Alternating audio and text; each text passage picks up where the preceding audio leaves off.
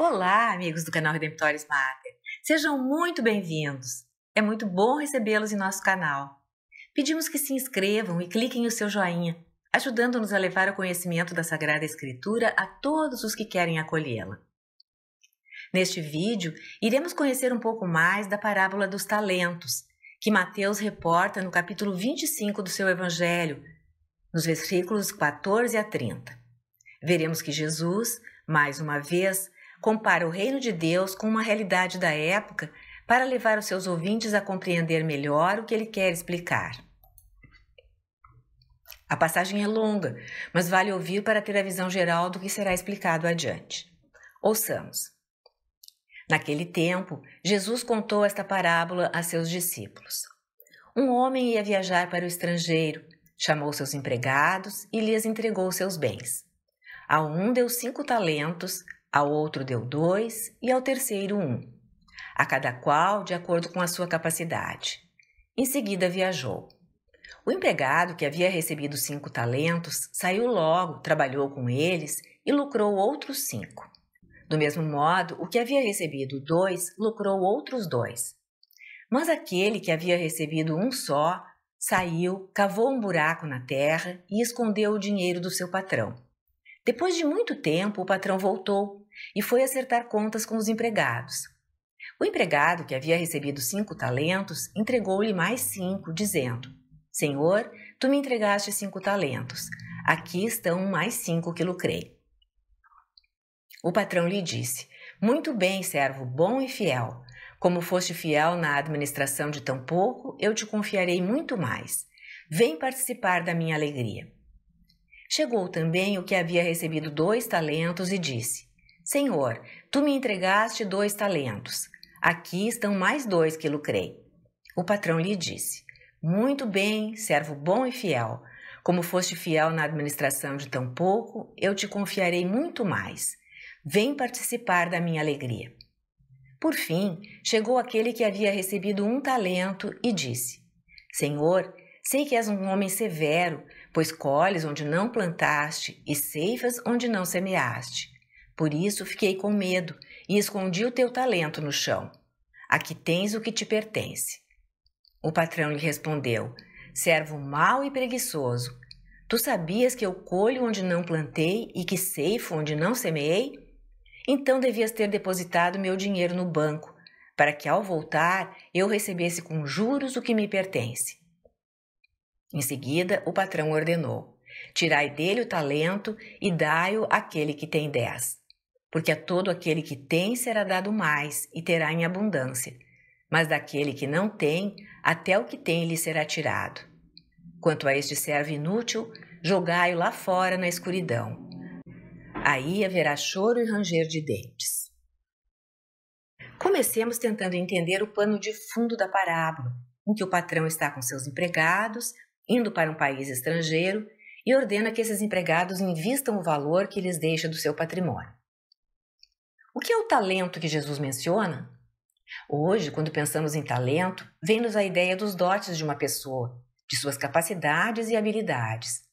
Na época, o talento era uma grande quantidade de dinheiro. Os estudiosos consideram que 1 talento de prata correspondia a algo entre 15 e 20 anos de trabalho, considerando o salário médio. Na parábola, o patrão entrega 5 talentos a um empregado, 2 ao outro e 1 ao terceiro. E o faz segundo a capacidade de cada um. Esta pista sugere que se trata de Deus como Senhor e Mestre, derramando seus dons sobre nós, seus servos, e não os distribuindo igualmente. De fato, sabemos que algumas pessoas são mais hábeis em algumas coisas, outras em outras coisas. Por exemplo, uns tocam muito bem, outros são bons na administração, outros nas línguas, na matemática e assim por diante. O patrão da parábola, portanto, tem em mente que, como está distribuindo seu patrimônio a quem tem determinados talentos, estes serão bem usados e, quando retornar, verá como foi que agiram. O patrão demora muito para voltar e então pede contas do seu dinheiro. O que ele encontra? O primeiro empregado dobrou o investimento. Ele o felicitou e convidou para participar da alegria do seu senhor. Esta é outra pista de que não se trata de uma história sobre investimentos financeiros, e sim do reino dos céus. Uma metáfora, como a da entrada das jovens na parábola das 10 virgens na festa do casamento, quando chegou o noivo, que foi objeto de outra postagem no canal.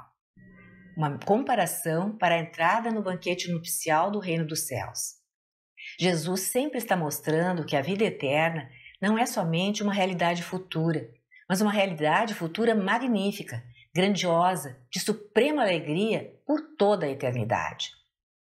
Em nosso tempo, em que as pessoas padecem de tantas inquietações e ansiedades, e nós também temos nossas preocupações e dificuldades, poderíamos pensar em algum dos nossos grandes momentos de alegria e entender que na vida eterna será como multiplicá-los infinitamente e para sempre. Assim é o reino de Deus, e é para ele que Jesus nos convida. Ele nos dirá: entrem na alegria do seu Senhor, quando chegarmos lá. Porém, então, vemos o terceiro empregado, que reage de uma forma bem diferente. Vê o patrão e logo vai se justificando, de uma forma que até está insultando o patrão. Um homem severo, duro, que exige o impossível, que provoca medo e não confiança. Comportamento muito estranho deste empregado, que recebe algo em torno de 20 anos de salário e enterra. Essa atitude do patrão levaria a acreditar na sua generosidade, não na sua dureza, e levaria a não temê-lo. Esse empregado tem uma visão equivocada, distorcida do seu patrão. O pecado também distorce a nossa visão de Deus, torna nublado o nosso intelecto. Lembremos de Adão e Eva. Depois de terem desobedecido e aceitado comer do fruto da árvore do bem e do mal, o único fruto que Deus lhes proibira de comer, em meio a tudo o que havia e que ele lhes dera, passam a ter medo de Deus. E quando ele os chama, se escondem. O terceiro empregado tem medo, está ansioso e acha que o patrão pede o que não pode pedir. O que é que nós temos que Deus não nos tenha propiciado? Tudo que existe foi feito por ele. O universo pertence a ele. Quando lhe damos algo, simplesmente estamos devolvendo o que já nos deu.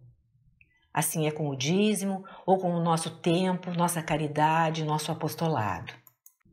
A resposta do patrão a esse empregado é realmente dura. Servo mau e preguiçoso, devias ter depositado meu dinheiro no banco para que ao voltar eu recebesse com juros o que me pertence. O patrão afirma que o empregado é preguiçoso. E entendamos que se trata da preguiça espiritual. Ele recebeu dons, mas não fez uso deles. Jesus não fala que o servo cometeu adultério, matou alguém, comportamentos que são muito graves. O pecado desse homem não é de atitude, mas de omissão. E a consequência é que o talento enterrado é tirado e será dado ao outro que já tem muito, inclusive. E o primeiro será lançado fora, na escuridão, onde haverá choro e ranger de dentes. O que isso significa? Primeiro, na última frase do texto, temos mais um indicativo de que todo esse ensinamento é obviamente sobre algo além de investimentos. Jesus não veio para nos ensinar a investir valores monetários. A escuridão, as trevas, o choro e o ranger de dentes são usados por Jesus, em suas parábolas, como imagem do inferno, que é o estado de separação definitiva de Deus. O segundo significado é que o pecado tem consequências. A preguiça espiritual, que também se chama assídia, a omissão em usar os dons que Deus nos dá e fazê-los dar fruto, já é um pecado. E é muito comum em nossa cultura de bem-estar, de fazer só o que nos apraz, achar que não se tem tempo para as coisas de Deus, achar desculpas para a nossa preguiça. Isso, contudo, é uma séria omissão contra a qual Jesus exorta nessa parábola. Em vez de preguiçosos, precisamos ser diligentes, trabalhar duro, não só por este mundo, mas pelo reino de Deus, pela salvação de todos. Se amamos a Deus, amaremos os outros, nossos irmãos, e não nos importará nos afatigarmos para que todos conheçam o Cristo Redentor e possam participar daquela alegria eterna que é a glória do céu. São João, inclusive, esclarece em uma de suas cartas que se não amamos o irmão a quem vemos, como amaremos a Deus a quem não vemos? Isto é, Nosso pecado de omissão é sim um pecado contra Deus.